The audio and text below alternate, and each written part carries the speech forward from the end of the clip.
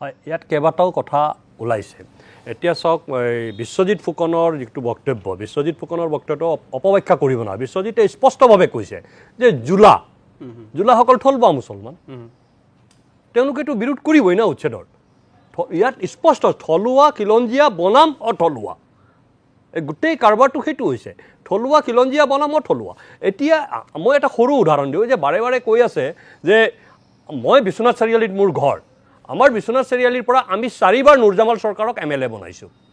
আজিৰ তাৰিখতো বিশ্বনাথ চাৰিআলিত টোটেল ভোটাৰৰ 10% মুছলিম ভোটাৰ নাই। যেতিয়া প্ৰথমবাৰৰ কাৰণে নুৰজামাল চৰকাৰ মুছলিম ভোটাৰ হৈছিলে তেতিয়া 2% মুছলিম ভোটাৰ আছিলে। আমি আশা কৰিছিলোঁ নুৰজামাল চৰকাৰে নেতৃত্ব দিব, হিন্দু মুছলমান এক হৈ আমি থাকিম।